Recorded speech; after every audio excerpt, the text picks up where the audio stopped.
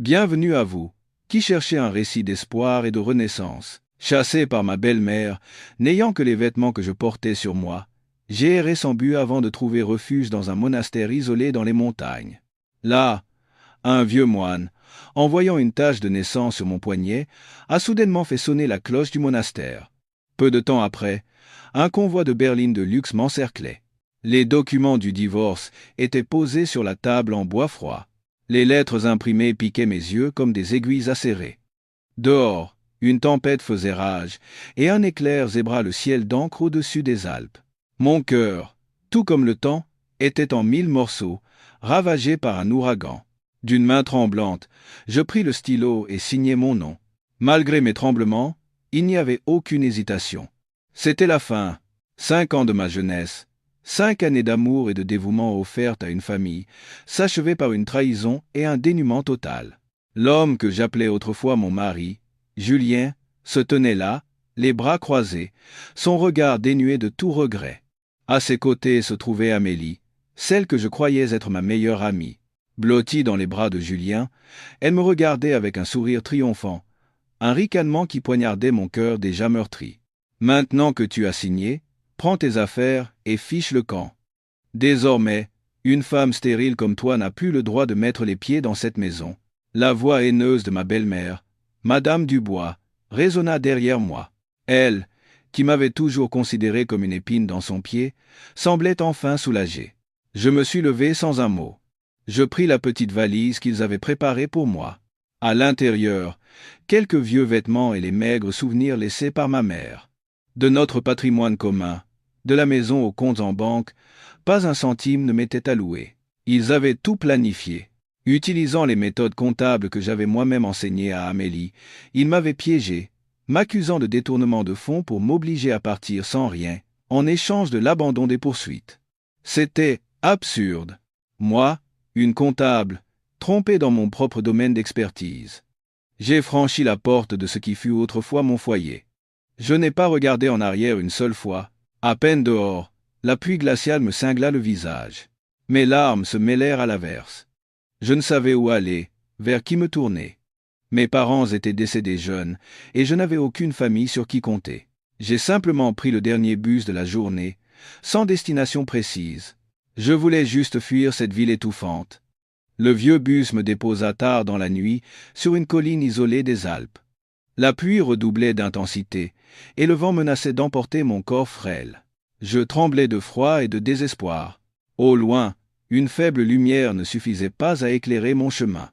Je cherchais juste un abri, un auvent pour m'abriter de la pluie, et j'ai commencé à grimper à tâtons.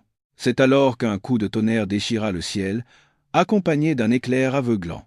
À cet instant, un monastère ancien, caché parmi les arbres denses à flanc de montagne, se révéla à moi. Avec l'énergie du désespoir, comme un naufragé s'agrippant à une brindille, j'ai rassemblé mes dernières forces et me suis traîné vers lui.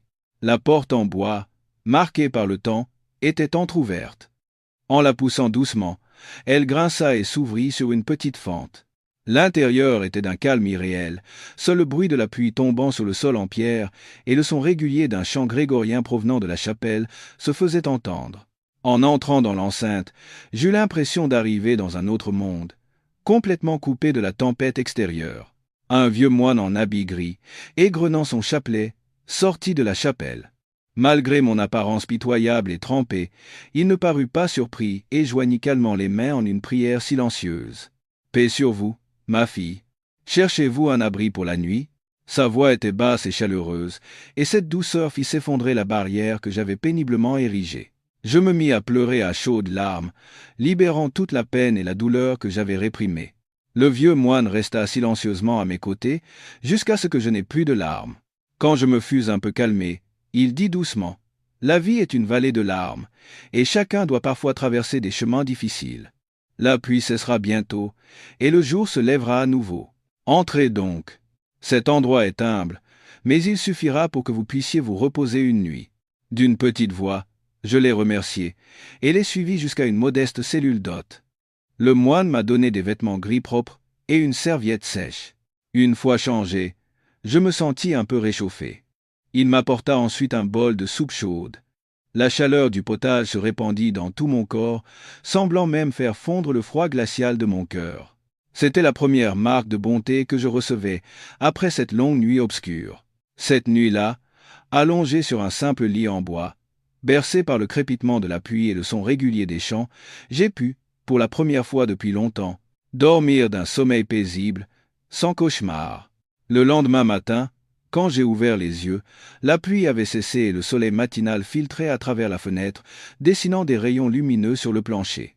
L'air du monastère était incroyablement pur et vivifiant. En sortant et en prenant une profonde inspiration, j'ai eu l'impression de laver un peu de la poussière du monde. L'abbé, dont j'appris plus tard qu'il s'appelait frère Antoine, balayait tranquillement les dernières feuilles dorées dans la cour. En me voyant, il m'adressa un sourire bienveillant. « Vous êtes réveillée, ma fille. Avez-vous bien dormi ?» Je joignis les mains et m'inclinai pour le remercier. « Merci pour votre hospitalité, mon père. Je ne sais comment je pourrai jamais vous remercier. » Frère, Antoine fit un geste de la main. Les portes de la maison de Dieu sont celles de la miséricorde. Aider son prochain est naturel. Restez ici, quelques jours, le temps de reprendre vos esprits. C'est alors que je l'aidai à ramasser les feuilles dans un panier que la manche de ma chemise glissa, révélant la tache de naissance en forme de fleur de lotus sur mon poignet gauche. C'était ma marque distinctive depuis ma naissance. Frère Antoine s'arrêta brusquement. Son regard se fixa sur ma tache, une expression de surprise traversa son visage, puis il plongea dans une profonde réflexion. « Ma fille, depuis quand avez-vous cette marque ?» Un peu surprise par sa question, je répondis honnêtement. « Depuis ma naissance, mon père. Ma mère disait que c'était mon signe particulier. » Frère Antoine hocha la tête, et son regard sur moi devint encore plus intense. Il ne dit plus rien, et continua son travail en silence. Cet après-midi-là, le moine se retira dans sa cellule et sortit un vieux téléphone portable. Il composa un numéro enregistré il y a très longtemps. C'était le numéro de Jean-Pierre, le majordome de M. Lombard, qui lui avait un jour demandé de le contacter s'il rencontrait une personne portant une marque en forme de lotus. Alors que le crépuscule jetait ses dernières lueurs dorées sur les toits du monastère, frère Antoine m'appela. Il me tendit une tasse de tisane chaude, dont l'arôme délicat se diffusa dans l'air. « Élise, » dit-il, utilisant le prénom que je lui avais donné le matin. Le destin humain rencontre parfois des tournants imprévisibles. Ce que l'on croit être une fin peut en réalité être un nouveau commencement.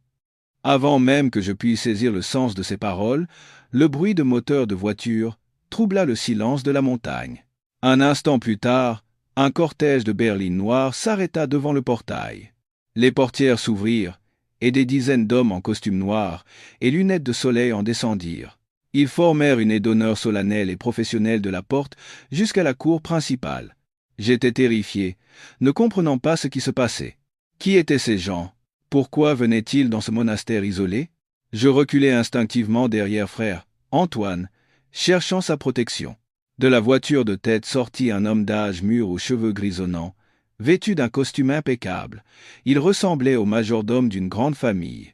Il s'approcha et s'inclina respectueusement devant frère Antoine. « Mon père, je suis Jean-Pierre, envoyé par M. Lombard. Je suis venu suite à votre appel. » Frère Antoine hocha la tête et se tourna vers moi. « La personne que M. Lombard recherche depuis si longtemps est probablement ici. » Jean-Pierre se tourna alors vers moi. Son regard effleura la tache de naissance sur mon poignet, et il s'inclina poliment. « Mademoiselle Royer, Monsieur Lombard souhaite vous voir. Il a dit que cette rencontre changerait complètement votre vie. Veuillez nous accompagner. » Ma tête tournait. Monsieur Lombard, qui était-ce? Pourquoi voulait-il me voir? Tout se passait si vite que je n'arrivais pas à y croire. Je regardais frère Antoine d'un air suppliant. Il posa simplement une main rassurante sur mon épaule. « Allez-y, c'est votre destin, vous ne pouvez y échapper. Gardez un cœur pur et une volonté ferme, et vous surmonterez toutes les épreuves. » Ces paroles me donnèrent un peu de courage.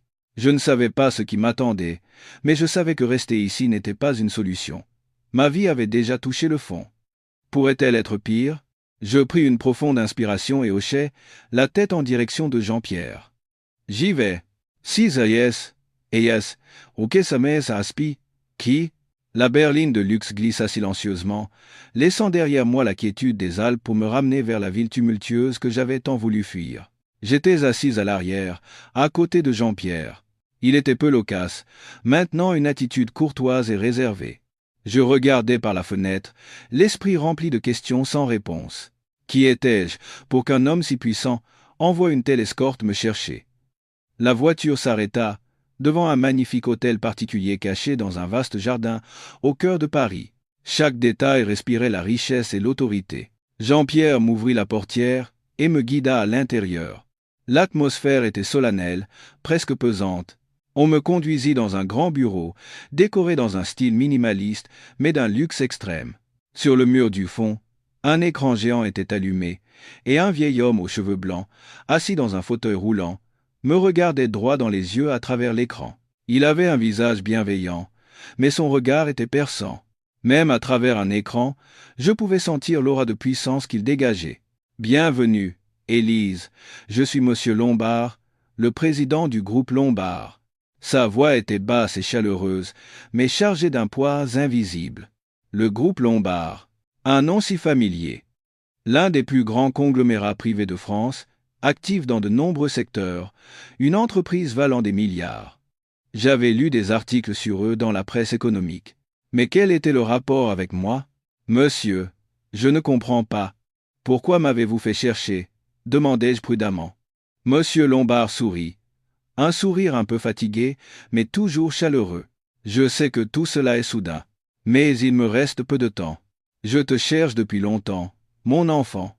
L'enfant, avec la marque en forme de lotus.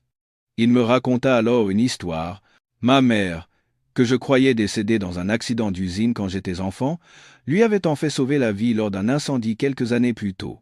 Avant de mourir, elle lui avait demandé, si le destin le voulait, de prendre soin de sa fille, celle avec la tache de naissance en forme de lotus.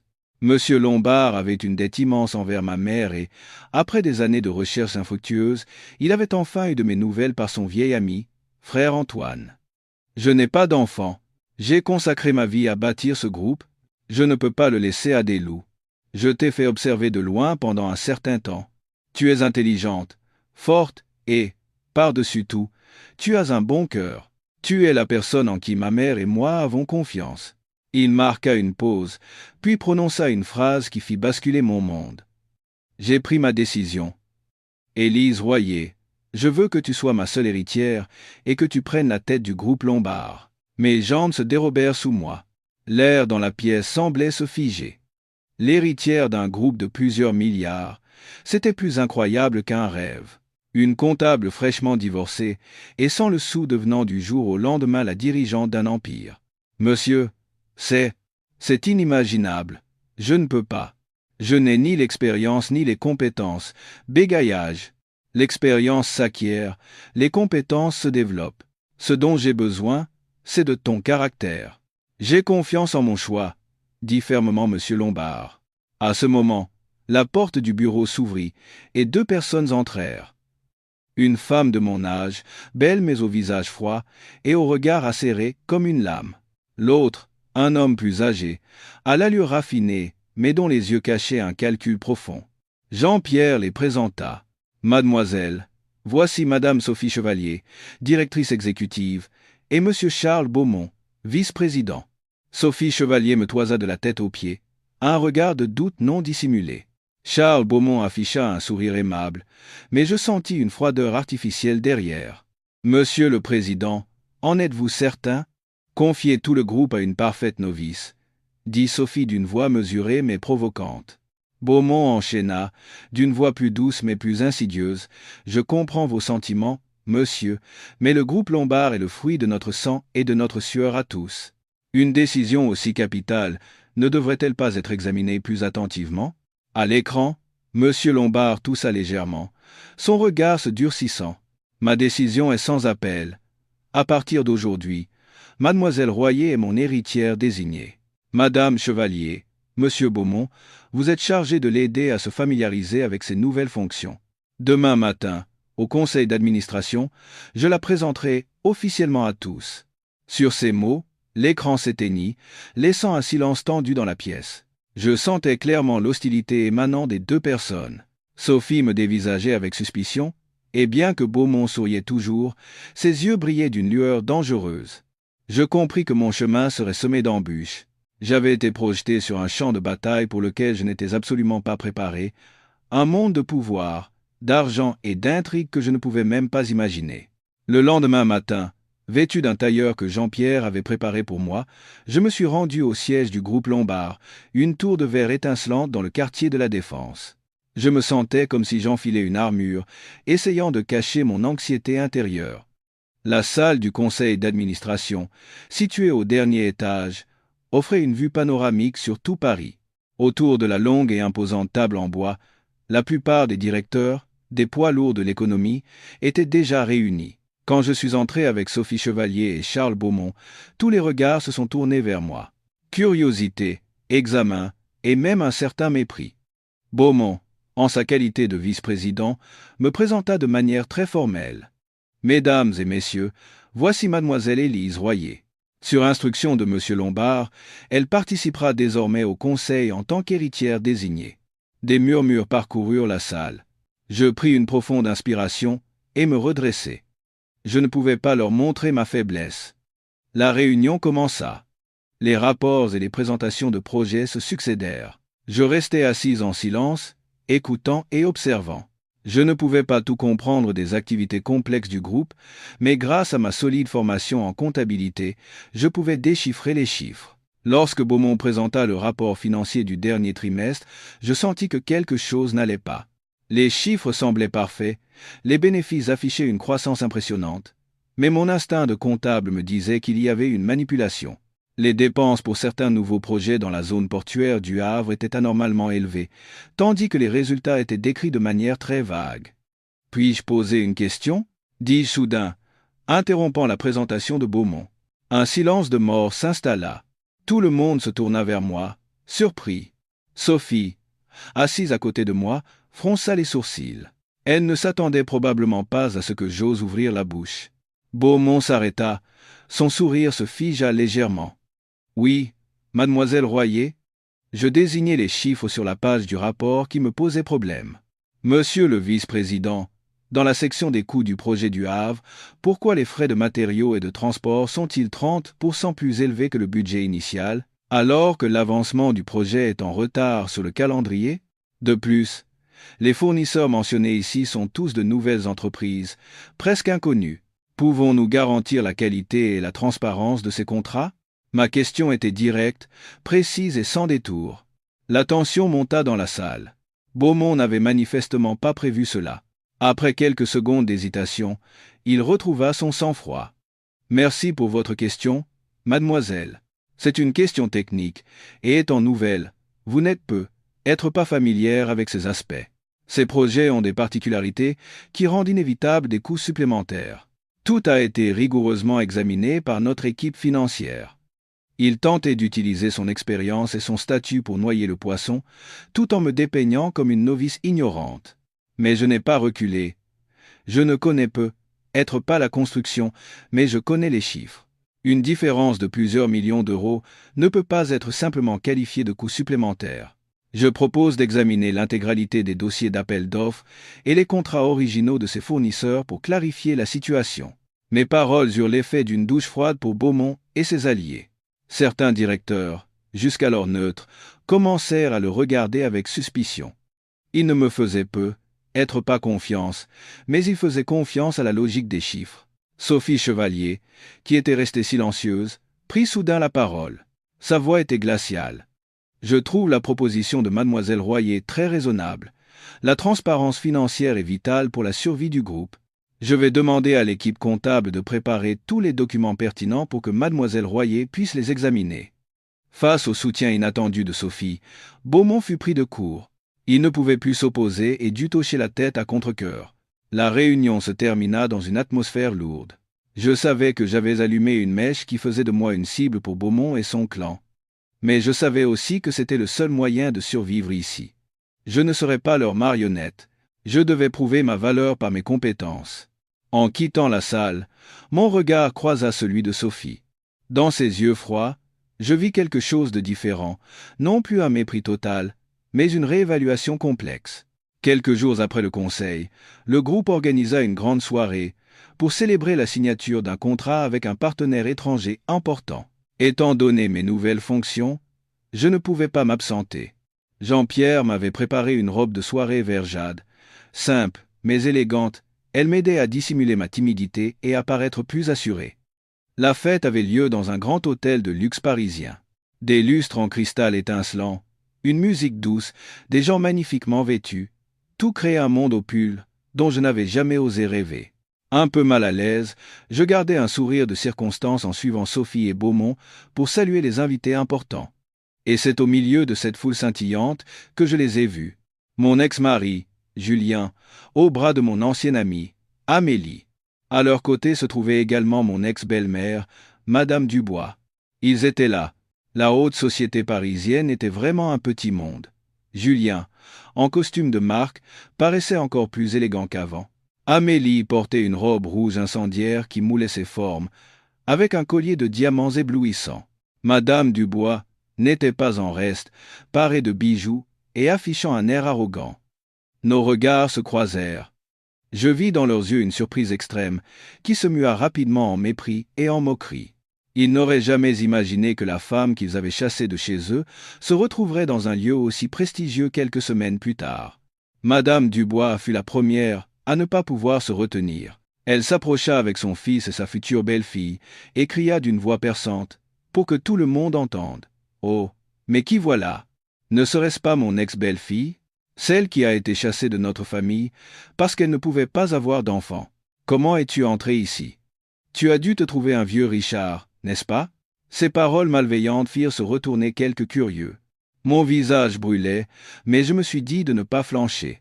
Je n'étais plus l'ancienne Élise. Je souris doucement, un sourire d'une sérénité déconcertante. « Bonsoir, Madame Dubois. Je suis contente de voir que vous allez bien. Je suis ici en tant qu'invité du groupe. » Mon attitude les déconcerta. Julien et Amélie ne purent cacher leur surprise.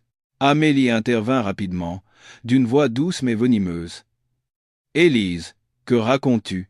Pourquoi le groupe Lombard inviterait-il une simple comptable comme toi? Tu connais quelqu'un de haut placé? Peut être? » Elle insista sur haut placé, insinuant que j'avais utilisé des moyens peu honorables pour être là. Je regardai Amélie droit dans les yeux. Des yeux qui m'avaient été si familiers, mais qui m'étaient maintenant étrangers. « Merci de t'inquiéter pour moi, mais je n'ai pas de compte à te rendre. Vous feriez mieux de vous occuper des préparatifs de votre mariage. Je vous souhaite d'être heureux. » Après ces mots, je voulus me détourner, ne souhaitant plus m'attarder avec eux. Mais Julien me saisit le bras. « Élise, arrête de jouer la grande dame. Tu crois que tu peux t'en sortir sans moi? Merci de t'en soucier, dis-je en retirant mon bras, ma voix plusieurs tons plus froide. Je m'en sors très bien, bien mieux que quand j'étais dans votre maison. Mon calme et ma fermeté les laissèrent tous les trois sans voix. Ils étaient habitués à une Élise soumise et patiente, pas à la femme confiante et tranchante qui se tenait devant eux. C'est alors que Beaumont apparut, passant un bras familier autour de mes épaules. « Élise, pourquoi restez-vous seule ici? Nos partenaires souhaitent vous rencontrer. » Puis il se tourna vers la famille de Julien avec un sourire. « Excusez-moi, Mademoiselle Royer est l'une de nos nouvelles cadres dirigeantes. C'est une personne en qui M. Lombard place personnellement sa confiance. Il doit y avoir un malentendu. » Les paroles de Beaumont furent comme une bombe pour eux trois. Madame Dubois devint blême, la bouche bée. Amélie pâlit, incapable de dire un mot. Et Julien, il me fixait avec une incrédulité totale. Je savais que Beaumont n'avait pas fait ça pour m'aider, mais pour affirmer son autorité et avertir ceux qui causaient du désordre à sa fête. Quoi qu'il en soit, je lui fus intérieurement reconnaissante de m'avoir tiré de ce mauvais pas. Après m'être éloigné, je cherchais un coin tranquille sur un balcon pour respirer. Mon cœur battait encore la chamade. C'est alors que j'entendis par hasard une conversation entre Julien et un homme que je ne connaissais pas, dans un recoin voisin. « Ne t'inquiète pas, tout est sous contrôle. Même si elle est entrée dans le groupe, elle ne pourra rien faire. Notre plan continue comme prévu, » chuchotait Julien. L'autre homme répondit, « Sois prudent quand même. N'oublie pas le but initial pour lequel tu l'as approché. Tout doit rester secret. » La brève conversation me glaça le sang. « Le but initial ? Un plan? Se pourrait-il que mon mariage, la trahison de Julien et Amélie, que tout cela n'ait pas été un hasard? Se pourrait-il que ce soit, depuis le début, une partie d'un complot? Un terrible doute commença à germer dans mon esprit. Les mots entendus à la soirée résonnaient sans cesse dans ma tête. Mon mariage, un piège? Cela signifiait que quelqu'un avait essayé de me contrôler bien avant que je n'entre au groupe Lombard. Qui? Beaumont? Tout cela était trop fortuit. Mon arrivée avait dû perturber les plans de quelqu'un, et j'étais maintenant au centre d'une tempête d'intrigues que je ne pouvais prévoir. Ce doute me poussa à agir. Je ne pouvais pas rester assise à attendre que l'ennemi attaque. Je devais savoir à qui et à quoi j'avais affaire. Je décidai de commencer par ce qui m'était le plus proche, mon passé et celui de ma mère. Je me suis souvenu des paroles de M. Lombard. Ma mère était une employée du groupe Lombard. Sa mort était-elle liée à un secret du groupe? Je décidai d'aller voir Sophie Chevalier. Bien qu'elle soit toujours froide et méfiante, après l'incident du conseil, je sentais qu'elle était, parmi les dirigeants, la seule en qui je pouvais avoir une confiance relative, car elle semblait au moins distinguer le travail du personnel. Je me suis rendu à son bureau. Je voudrais consulter de vieux dossiers du personnel. Des archives datant d'environ 20 ans, dis-je, sans détour. Sophie leva les yeux de son écran et me scruta d'un regard perçant. Que cherchez-vous dans des dossiers aussi anciens? Je cherche le dossier de ma mère. Elle a travaillé ici, répondis-je calmement. Sophie resta silencieuse un instant, semblant peser le pour et le contre. Finalement, elle décrocha le téléphone. Service des ressources humaines, apportez-moi immédiatement toutes les archives de 1995 à 2005. Bien qu'elle ne connaisse pas mes intentions, l'ordre de M. Lombard de me soutenir l'empêchait de refuser. Peu après, plusieurs boîtes d'archives poussiéreuses arrivèrent. C'est tout ce que nous avons. Vous pouvez consulter ici, dit-elle sèchement. Je la remerciai et me mis au travail. Je tournai, les pages jaunies par le temps, une par une. L'odeur du vieux papier me piquait le nez. Après près d'une heure de recherche, je le trouvai enfin. Un mince dossier au nom de ma mère. Mon cœur s'accéléra. Je l'ouvris avec précaution. À l'intérieur, des informations de base. Son poste était comptable dans une usine textile du groupe. Puis je vis la dernière page, un rapport d'accident du travail. Le contenu était très succinct. Il disait seulement que ma mère était décédée dans l'incendie d'un entrepôt causé par un court-circuit lors d'une garde de nuit. La date de l'accident correspondait exactement à 20 ans plus tôt. Il n'y avait ni rapport d'enquête détaillé, ni conclusion finale sur la cause de l'accident. Tout semblait avoir été conclu à la hâte et de manière suspecte. Si c'était un simple court-circuit, pourquoi le dossier était-il si maigre? Un fort doute s'empara de moi. La mort de ma mère n'était certainement pas aussi simple que le disait le dossier. Alors que j'étais assise dans le bureau de Sophie, l'esprit confus, un nouvel email arriva sur mon ordinateur. L'objet était vide et l'expéditeur une adresse étrange, composée de caractères aléatoires. J'hésitai, puis l'ouvris. Le contenu était une seule ligne de texte. La mort de votre mère n'était pas un accident. Allez à Marseille et trouvez un homme surnommé le Balafré. Et en dessous, une seule lettre, K. J'étais abasourdi. Qui avait envoyé cet email? Comment savait-il que j'enquêtais sur la mort de ma mère? Et qui était K? Qui était ce Balafré à Marseille? Des milliers de questions tourbillonnaient dans ma tête. Cet email mystérieux, bien qu'effrayant, était comme une lueur dans l'obscurité. Il confirmait mes soupçons et me donnait mon premier indice. Un indice très mince et dangereux, mais j'étais sur le point de m'engager sur un chemin périlleux pour découvrir la vérité. Cet email était un flambeau dans le brouillard qui m'entourait. Marseille, le Balafré, K. Je ne savais pas si l'expéditeur était un ami ou un ennemi, mais je ne pouvais pas laisser passer ce seul indice. Je savais que ce voyage serait périlleux. Mon ennemi, qui avait caché son crime pendant 20 ans, n'allait pas me laisser tranquillement déterrer le passé. Je décidai d'agir en secret. Je demandai à Jean-Pierre quelques jours de congé, prétextant une visite à ma famille en Provence, sans préciser où, pour ne pas éveiller les soupçons. Je sentais que j'étais surveillé, probablement par les hommes de Beaumont, donc je devais être extrêmement prudente. Le lendemain, à l'aube, je pris la route. La voiture m'emmena hors de Paris, vers la cité phocéenne. Pendant le trajet, mon esprit était lourd. Ce Balafré était-il de confiance?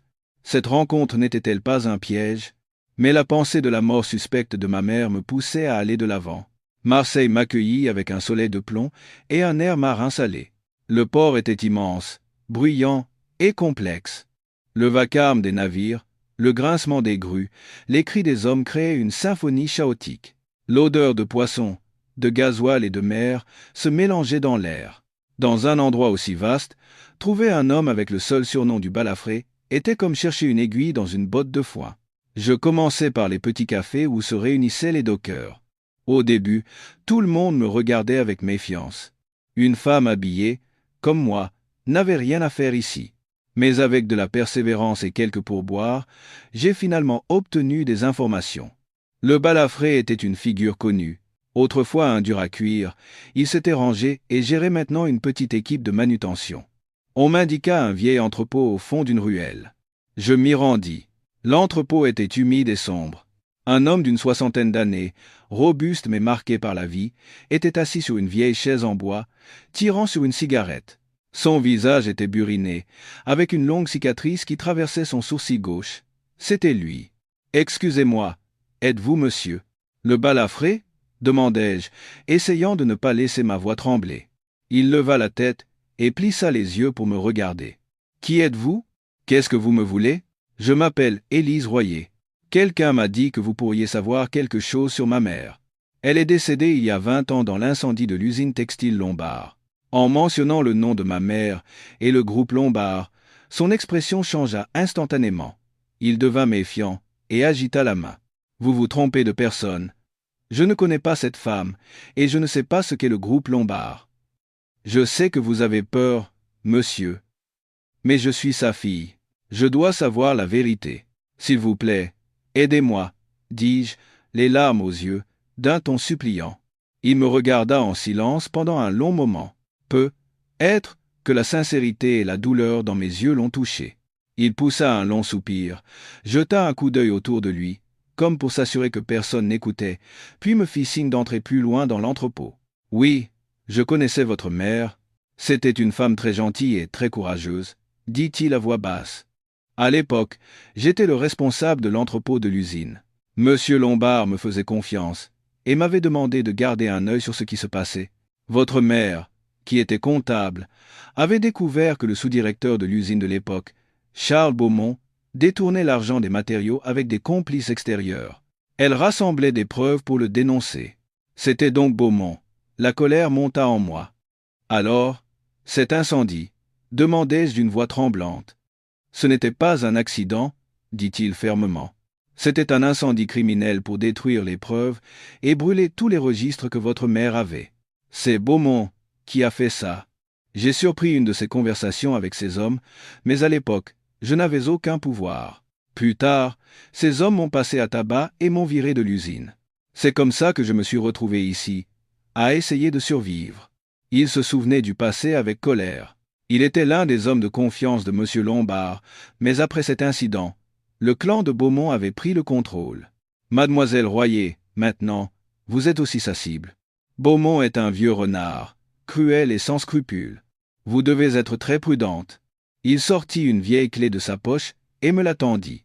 C'est votre mère qui me l'a confiée avant l'accident. Elle m'a dit que si quelque chose lui arrivait, je devais la donner à sa fille. Je l'ai gardée pendant 20 ans. Je ne sais pas ce que c'est, mais j'espère que ça vous aidera. Je pris la clé d'une main tremblante. L'héritage de ma mère. Et encore une chose, dit-il en me regardant sérieusement. Méfiez-vous de Sophie Chevalier. C'est la protégée de M. Lombard, mais c'est aussi Beaumont qui l'a fait monter au début.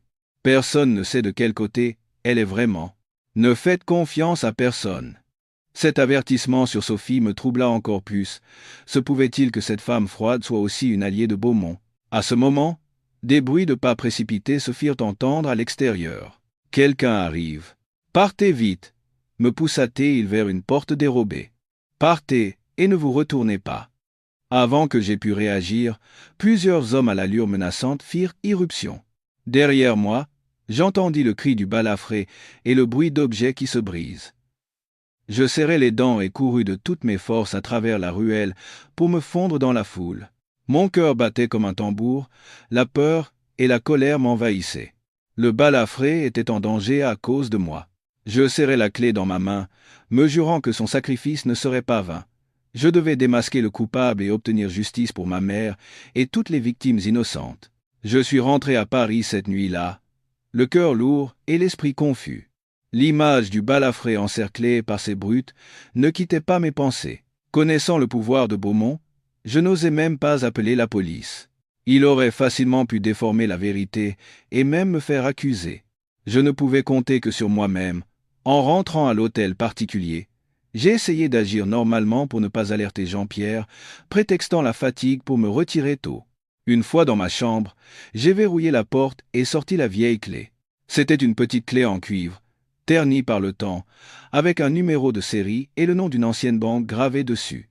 C'était clairement une clé de coffre-fort. Le lendemain matin, je me suis rendu à l'adresse de la banque. Heureusement, bien qu'elle ait changé de nom et fusionné plusieurs fois, l'ancienne succursale d'archivage était toujours opérationnelle. Après avoir présenté ma carte d'identité et passé plusieurs procédures de vérification complexes, j'ai finalement été conduite à la salle des coffres. L'employé utilisa ma clé et celle de la banque pour ouvrir une boîte en métal qui dormait là depuis 20 ans. Mon cœur battait à tout rompre. À l'intérieur, pas d'argent ni de bijoux, mais un vieux carnet en cuir marron et quelques photos de mon enfance. D'une main tremblante, je pris le carnet. C'était sans aucun doute l'écriture de ma mère, une écriture familière que je reconnaissais vaguement grâce aux quelques lettres qu'elle m'avait envoyées quand j'étais enfant. Je serrai le carnet contre ma poitrine, les larmes coulant sans fin. C'était l'héritage le plus précieux que ma mère m'ait laissé. Je quittai la banque en hâte, trouvai un café tranquille et commençai à tourner les pages. Le carnet n'était pas un journal intime, mais un registre de travail méticuleux. Ma mère, avec ses propres codes et abréviations, avait noté des transactions suspectes, de fausses factures, des flux de fonds opaques. Entre les chiffres, il y avait de courtes notes, X, date, facture pour tissus importés. Seulement la moitié de la quantité livrée. Où est le reste? Beaumont dit erreur de transport, mais je l'ai vu rencontrer le fournisseur en privé. X date, dépenses énormes pour l'entretien des machines. Aucun rapport d'inspection. Les fonds finissent dans une entreprise de construction appartenant aux beaux-frères de Beaumont. Plus je lisais, plus j'étais choqué et en colère. Ma mère, avec la perspicacité d'une comptable, avait progressivement découvert le vaste réseau de corruption dirigé par Beaumont.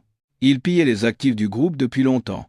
Ma mère n'avait pas fermé les yeux, elle collectait silencieusement des preuves pour tout révéler. Sur la dernière page, son écriture était plus hâtive, tremblante.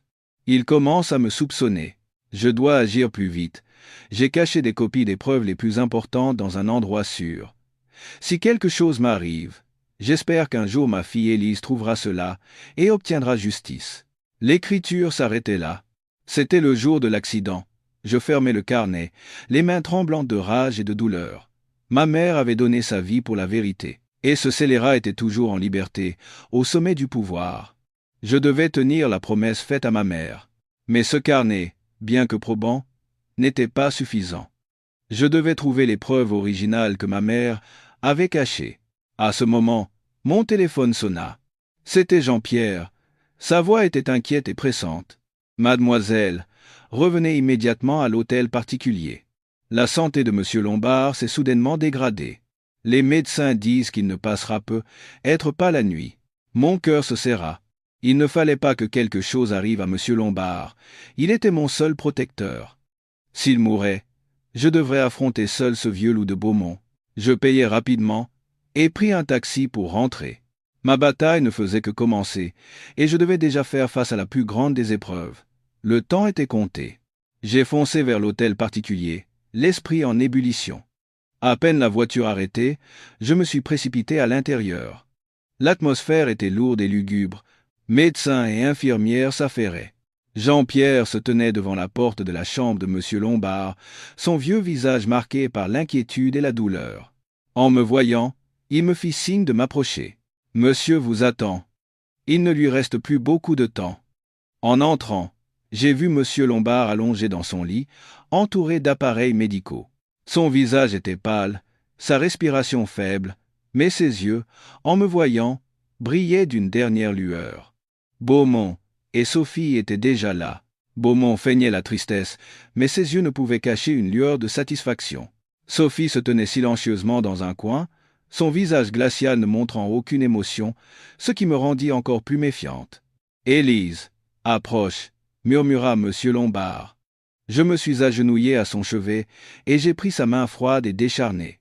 Les larmes coulaient, bien que je ne le connaisse que depuis peu. Il m'avait sorti du désespoir. Il m'avait donné une raison de vivre et de me battre.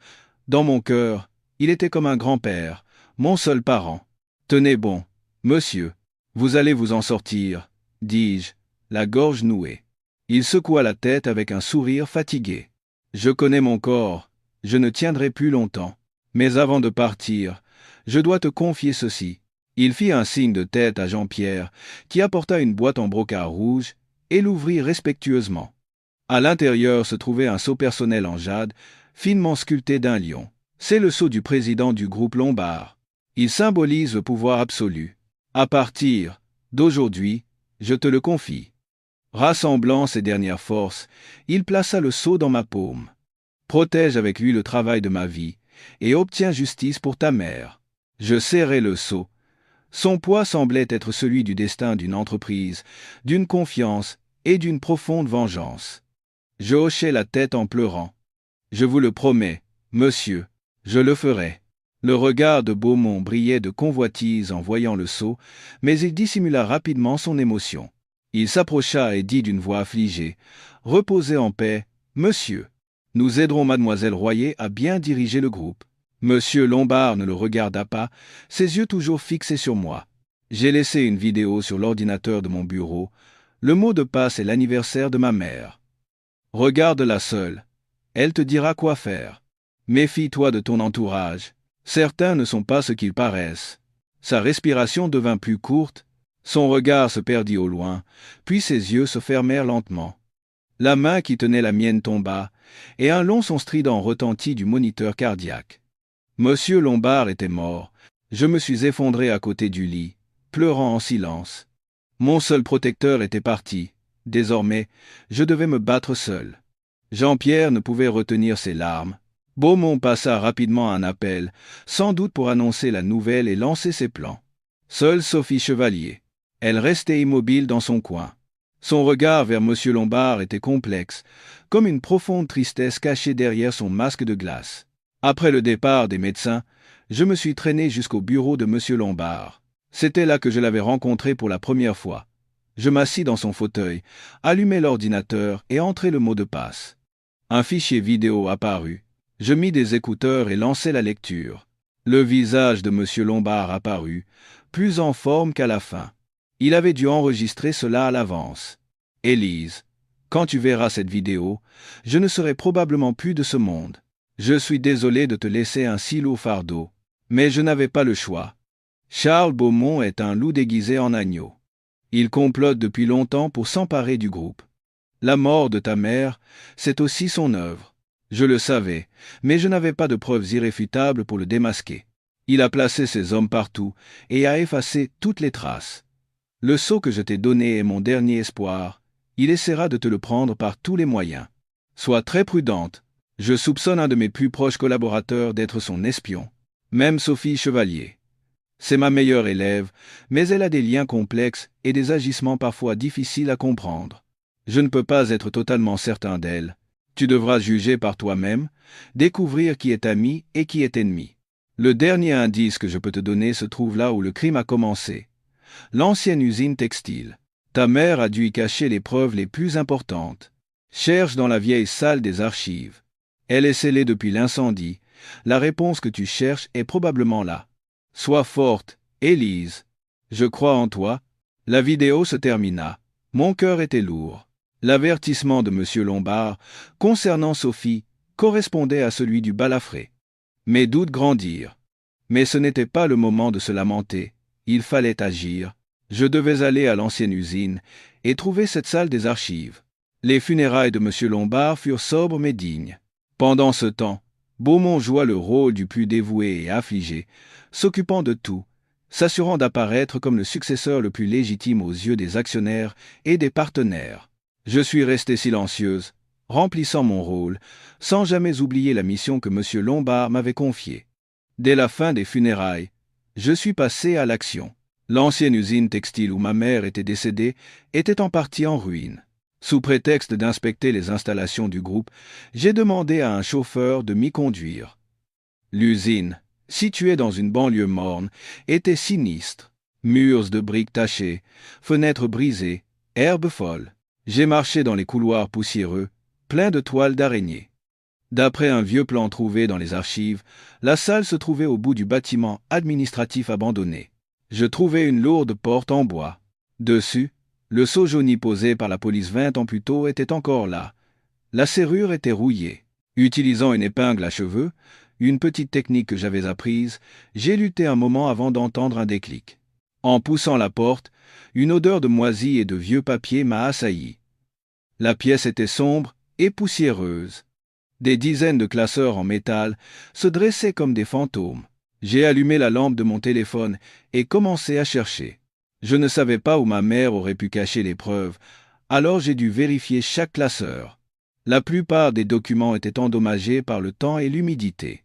Au moment où j'allais abandonner, j'ai remarqué quelque chose d'étrange sur un classeur au fond de la pièce. Le fond semblait avoir été détaché, puis recollé. De toutes mes forces, j'ai soulevé la plaque de métal. En dessous, il y avait un petit compartiment. À l'intérieur, une liasse de documents soigneusement emballés dans plusieurs sacs en plastique. Mon cœur battait la chamade. D'une main tremblante, je l'ai ouverte. C'était bien ça, des copies de relevés bancaires, des factures originales, des contrats signés par Beaumont lui-même. Tout prouvait de manière irréfutable qu'il avait détourné l'argent de l'entreprise vers ses sociétés écrans. C'était ce que ma mère avait essayé de protéger au péril de sa vie. Je serrais la liasse de documents contre moi. Des larmes de joie et de tristesse se mirent à couler. Enfin, avec ça, je pouvais faire tomber Beaumont et obtenir justice pour ma mère. Alors que j'étais submergé par l'émotion, j'entendis un bruit près de la porte. Je me retournai vivement. Dans la faible lumière du couloir se tenait une silhouette. C'était Sophie Chevalier. Mon cœur s'arrêta. Pourquoi était-elle là?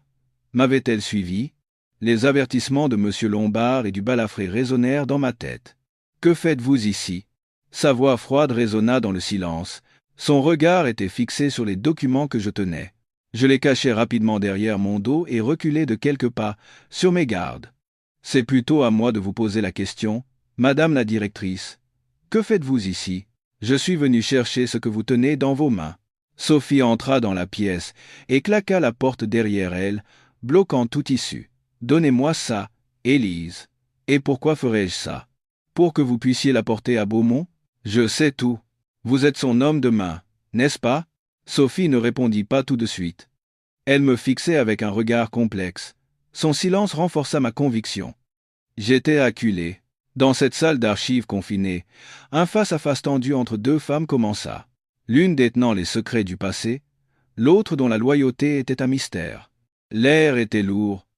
J'étais prêt à me battre jusqu'au bout pour protéger les documents de ma mère. Tous les avertissements concernant Sophie me revenaient, me persuadant qu'elle était l'instrument de Beaumont. « Vous pensez que je suis du côté de Beaumont » dit soudain Sophie en riant. Un rire froid, un peu sarcastique. Si j'étais de son côté, ces documents ne seraient déjà plus entre vos mains.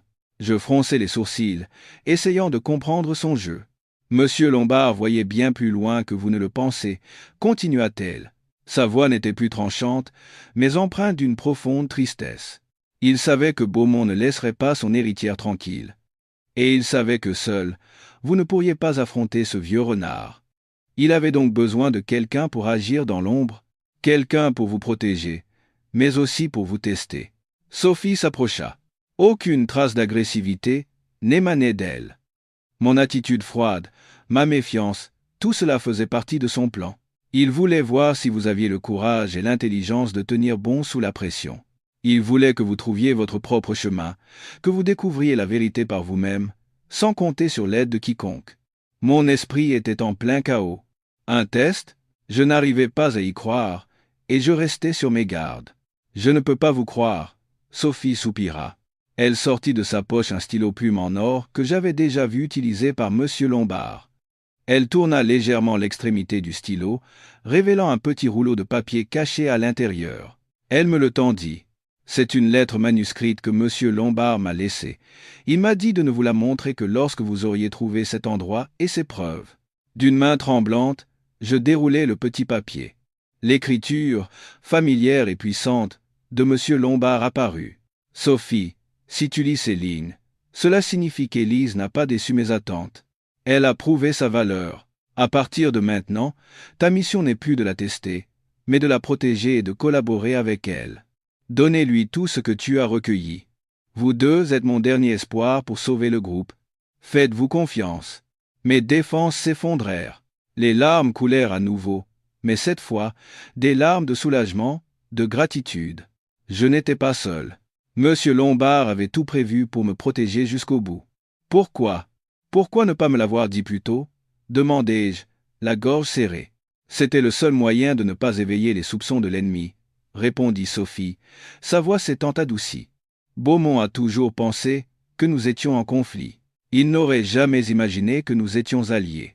Ma méfiance envers vous, mes manœuvres pour vous compliquer la tâche, tout cela était pour le tromper, pour qu'il baisse sa garde. Pendant ce temps, j'ai pu tranquillement rassembler des preuves supplémentaires sur ces crimes récents. Sophie sortit alors une clé USB de son sac. Ceci contient toutes les preuves des projets fictifs, du blanchiment d'argent et des activités de corruption de Beaumont de ces dernières années. J'ai eu beaucoup de mal à les rassembler. Si les preuves de votre mère sont les racines du crime, les miennes sont les branches touffues qu'il a fait pousser. Ensemble, nous avons assez de force pour abattre cet arbre empoisonné. Je regardais la femme dont je m'étais toujours méfié. Elle était maintenant ma plus solide alliée. Tous les malentendus étaient levés. Nous n'étions plus des individus solitaires, mais une alliance avec un même objectif et un même ennemi. Merci, Sophie, dis-je sincèrement, et désolé de vous avoir soupçonné. Ni remerciements ni excuses ne sont nécessaires. C'est la mission que M. Lombard nous a confiée. Maintenant, nous devons élaborer un plan de contre-attaque méticuleux. Nous avons quitté l'usine abandonnée ensemble, une lueur d'espoir dans nos cœurs. L'obscurité reculait, et la lumière de la justice commençait à poindre au bout du chemin. De retour de l'usine, ma relation avec Sophie a complètement changé. Nous sommes devenus des alliés, unis par la confiance. Le bureau de Sophie au siège est devenu notre quartier général. Beaumont n'imaginerait jamais que les deux femmes qu'il croyait en conflit complotaient sous son nez. Nous avons étalé toutes les preuves sur la table. D'un côté, les vieux documents de ma mère. De l'autre, la clé USB de Sophie. Les preuves s'emboîtaient parfaitement, dessinant le portrait d'un monstre de cupidité. Ces méthodes n'ont pas changé, dis-je, après avoir examiné les données de Sophie. Toujours des sociétés écrans, de faux contrats. C'est juste devenu plus grand et plus sophistiqué. Exact, acquiesça Sophie. Il a un vaste réseau à l'intérieur et à l'extérieur du groupe. C'est pour ça que M. Lombard ne pouvait pas agir directement. Au moindre faux pas, il aurait tout fait disparaître. Nous avons analysé les liens du réseau de Beaumont. Mon regard s'arrêta sur un dossier nommé Pion. Sophie ouvrit un fichier de transactions financières. Un nom familier attira mon attention. Mon ex-mari, Julien Dubois. Selon les informations de Sophie, Julien recevait de l'argent régulièrement d'une des sociétés écrans de Beaumont depuis plusieurs années. La date de début correspondait exactement au moment où il m'avait rencontré. Mon Dieu, je ne pouvais plus parler. Une pierre pesait sur mon cœur. Sophie me regarda avec compassion. Je suis désolé, Élise, je sais que c'est dur à accepter. Mais la vérité, c'est que ton ex-mari, ton mariage, tout cela faisait partie du plan de Beaumont. Beaumont connaissait depuis longtemps la relation entre ma mère et M. Lombard. Il craignait que Lombard ne retrouve un jour la fille de son ancienne bienfaitrice pour lui léguer l'entreprise. Il avait donc pris les devants, m'avait fait localiser, moi, une simple comptable, et avait envoyé Julien pour monter une parfaite comédie romantique. Son but était de me contrôler par le mariage. Si j'étais resté une femme au foyer ordinaire, il n'aurait rien fait. Mais si j'avais été retrouvé par Lombard, il aurait utilisé Julien et sa famille pour me faire chanter et faire de moi sa marionnette. La trahison de Julien et Amélie, les mauvais traitements de ma belle-mère, tout était dans le scénario de Beaumont. Il voulait me pousser à bout, briser ma volonté, mais il n'avait pas prévu que ce désespoir me mènerait au monastère et à M. Lombard. En apprenant tout cela, Je ressentis un vide terrible. L'amour, la famille, le bonheur que j'avais cru connaître n'était qu'une imposture. J'avais été non seulement trahi, mais cruellement utilisé. Ma douleur se transforma en une haine brûlante. Je comprends, dis-je en essuyant mes larmes, ma voix froide et déterminée. Il m'a tout pris.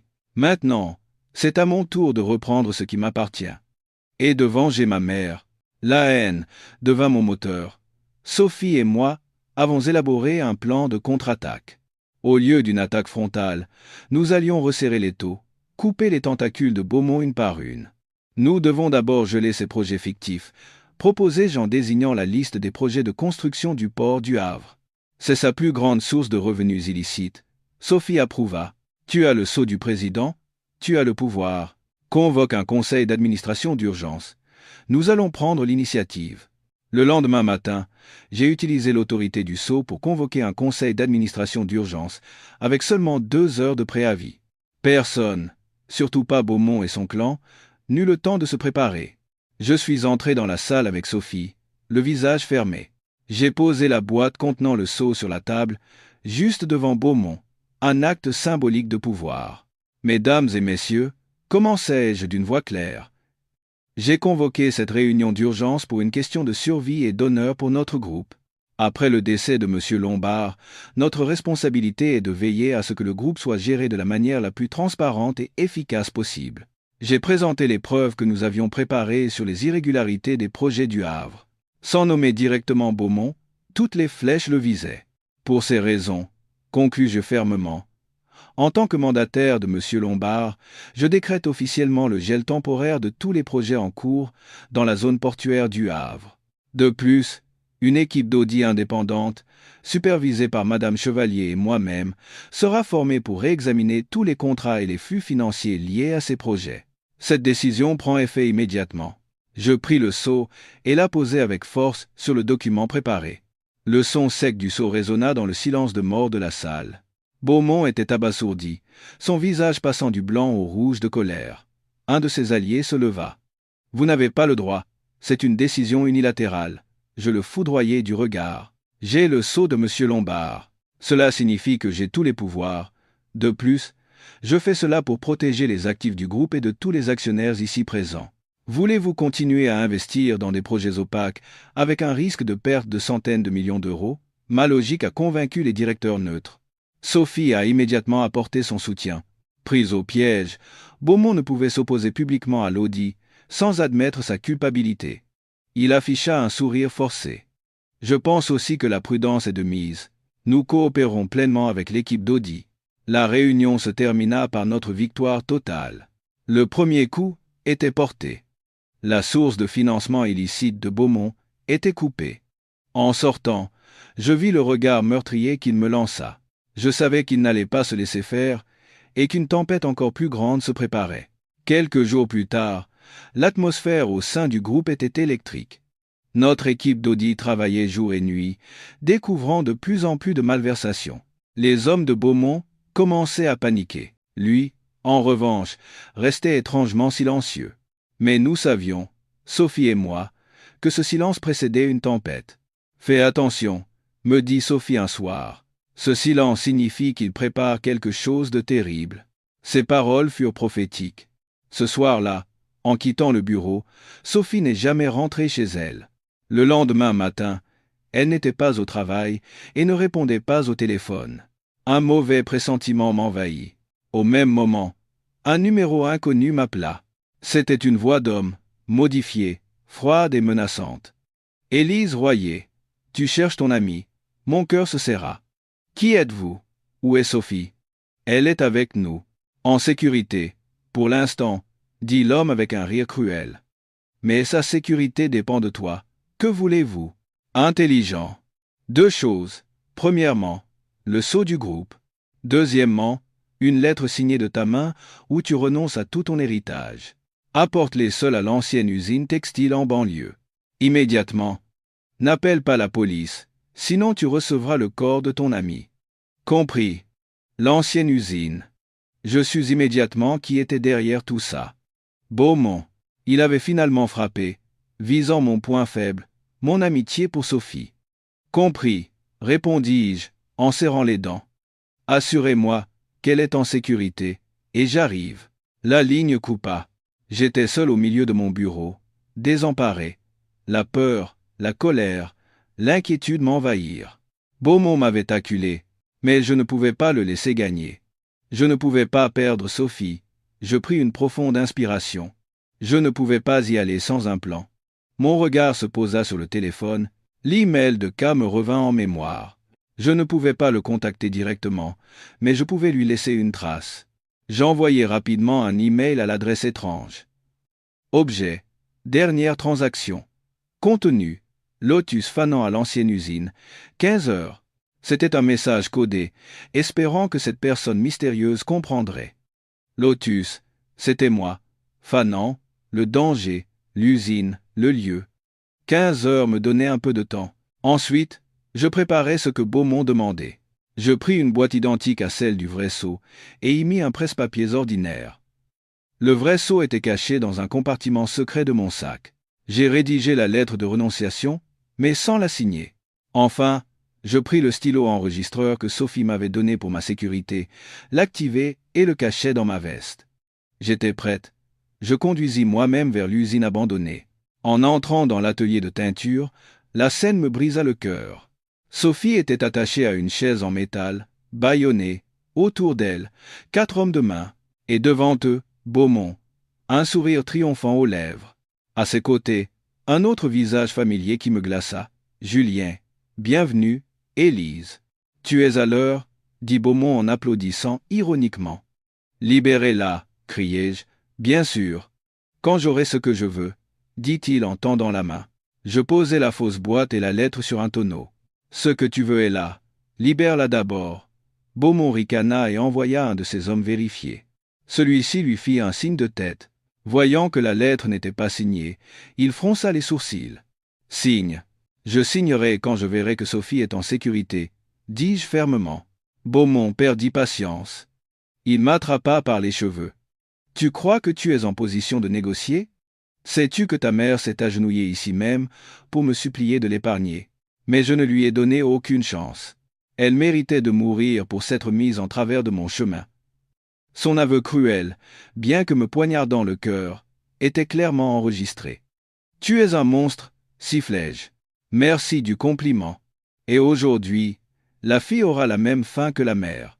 Une fois que j'aurai ce que je veux, vous irez vous retrouver dans l'au-delà. Je regardai Julien, qui se tenait là, silencieux. Julien, regarde ce que tu fais. Tu aides l'assassin de ma mère, et maintenant tu m'aides à me tuer. Julien tressaillit, une lueur de trouble dans les yeux. Je n'avais pas le choix. Pas le choix? Éclata de rire Beaumont. Ce n'est qu'un pion sur mon échiquier. Un incapable avide. Je lui ai donné un peu d'argent et une fausse vie de riche, et il a vendu sa propre femme. Pathétique. Ces mots piquèrent le dernier reste de fierté de Julien. Il serra les poings, le visage blême. Alors que Beaumont savourait sa victoire, une ombre noire sauta soudainement des structures métalliques en hauteur. En un clin d'œil, il neutralisa 2 hommes de main. C'était K, l'homme mystérieux de la soirée. « Qui es-tu » hurla Beaumont, en sortant une arme. L'homme, que j'appellerai Christophe, ne répondit pas et se précipita pour libérer Sophie. Les 2 autres hommes de main et Julien se jetèrent sur lui. Dans la confusion, je courus vers Sophie. « Ça va, je vais bien. » allaita elle. Voyant la situation lui échapper, Beaumont perdit la tête et pointa son arme sur moi. Personne ne bouge, ou je la tue. Mais avant qu'il ne puisse tirer, un coup de feu retentit derrière lui. Il tressaillit, son pistolet tomba. Il se retourna, incrédule, vers la personne qui avait tiré. C'était Julien. Après le coup de feu, un silence de mort s'installa. Beaumont, l'épaule en sang, recula en titubant, les yeux pleins de haine et de stupeur. « Traître, j'ai fait trop de mal, » dit Julien, la voix tremblante, mais le regard déterminé. « Je ne peux plus vous laisser faire du mal à des innocents. » Le défi de Julien fut la goutte d'eau. Beaumont, comme une bête blessée, se jeta sur Sophie, lui saisissant la gorge et plaçant un couteau sous celle-ci. « Vous voulez tous mourir ? Soit. » À ce moment, les sirènes de police retentirent à l'extérieur. La porte de l'usine fut défoncée et des dizaines de policiers armés envahirent les lieux. Jetez vos armes. Comprenant qu'il était piégé, Beaumont serra Sophie plus fort contre lui, l'utilisant comme bouclier humain pour reculer. N'approchez pas, ou je la tue. Ajoute, et Yeshuv prend-y. Dans cette situation critique, une jeune femme surgit des rangs des hommes de Beaumont, une petite arme à la main. C'était la fille unique de Beaumont. Son visage était beau mais empreint de folie. « Papa, je vais te protéger » cria-t-elle en tirant au hasard vers la police. « Non » hurla Beaumont, mais il était trop tard. Un policier dut tirer pour neutraliser la menace. Elle s'effondra, une balle dans la poitrine. « Non » hurla Beaumont. Il lâcha Sophie et se précipita vers sa fille. La douleur de la perte le fit s'effondrer. La police en profita pour le maîtriser, ainsi que tous ses complices. Sophie et moi étions sauvés. Christophe avait disparu dans l'ombre. Julien, après avoir tiré sur Beaumont, resta immobile, laissa tomber son arme et se rendit sans résistance. Il me jeta un dernier regard, un mélange complexe de regret, de culpabilité et d'un certain soulagement. Alors que Sophie et moi étions évacués, un taxi arriva en trombe. Mon ex-belle-mère, Madame Dubois, en sortit, affolée. Mais elle ne vit que son fils unique, menotté, le visage blême, emmené par la police. « Julien, mon fils, qu'est-ce qui se passe ?» cria-t-elle, mais elle fut retenue par la police. Comprenant que tout était fini, elle s'effondra au sol, en larmes. Cette femme, autrefois si arrogante, n'était plus qu'une ruine. Je ne ressentis aucune joie, seulement l'amère satisfaction de voir que chacun récolte ce qu'il sème. Cette nuit-là, tout le réseau de Beaumont s'effondra. Face à l'enregistrement de ses aveux et à toutes les preuves que nous avions rassemblées, personne ne pouvait nier. L'empire du crime bâti sur 20 ans s'était enfin écroulé. La justice, bien que tardive, était rendue. La guerre était finie, mais ses séquelles étaient lourdes. Le mal avait été puni, mais la victoire avait un goût amer. Assise dans le bureau de M. Lombard, regardant la ville illuminée, je me sentais vide. J'avais vengé ma mère et sauvé le groupe, mais celui qui m'avait fait confiance n'était plus là. La douleur de perdre cette figure paternelle me frappait enfin de plein fouet. Sophie entra et posa une main réconfortante sur mon épaule. La fatigue et la tristesse marquaient aussi son visage. Nous avions traversé l'enfer ensemble, et maintenant nous partagions cette perte. Nous devons organiser les funérailles de M. Lombard. Il doit pouvoir reposer en paix, dit-elle d'une voix rauque. Quelques jours plus tard, lors de la veillée funèbre, une femme d'âge mûr, élégante mais au visage défait, se tenait à l'écart. C'était la femme de Beaumont. Après la cérémonie, elle demanda à me parler. « Mademoiselle Royer, je vous en supplie, » dit-elle en me prenant la main, les yeux rouges. « Je sais que mon mari a commis des crimes terribles, mais ma fille, elle était innocente. Elle aimait juste trop son père. S'il vous plaît, dites un mot à la police pour qu'il fasse preuve de clémence envers ce qu'il reste de notre famille. Nous rendrons tout ce que nous avons acquis malhonnêtement. » Je regardais cette femme en pleurs. Je pouvais sentir sa douleur d'épouse et de mère, mais les images de ma mère dans les flammes, du balafré battu, de Sophie kidnappée et de M. Lombard rendant son dernier souffle me revinrent en mémoire. Le pardon n'était pas si simple. « Madame, » dis-je doucement en retirant ma main, ma voix calme et ferme. « La loi jugera tout le monde équitablement. Ceux qui ont commis des fautes doivent payer. Je ne peux pas intervenir. Je suis désolé. » Je me détournai, la laissant seule dans son désespoir. Je ne ressentais aucune satisfaction, juste une tristesse persistante. Quelques semaines plus tard, une fois la tempête passée, je reçus un message d'un numéro inconnu. Rendez-vous dans un vieux café. Car c'était Christophe. Je me suis rendu au lieu de rendez-vous. Merci pour tout, commençai-je. Sans vous, Sophie et moi ne serions pas en vie. Il hocha simplement la tête. Je n'ai pas fait ça pour vous aider. J'ai fait mon travail. Il m'expliqua alors son histoire. Son père, un partenaire commercial de M. Lombard, avait été ruiné par Beaumont 20 ans plus tôt. Sa famille avait été détruite. Il avait grandi avec la promesse de venger son père. Il s'était infiltré dans le groupe, collectant des preuves. Mon apparition avait été une variable imprévue mais utile à son plan. Il m'avait envoyé l'email, m'avait suivi, et était intervenu au moment crucial. Nos chemins s'étaient croisés, sans que nous le sachions, unis par un même ennemi.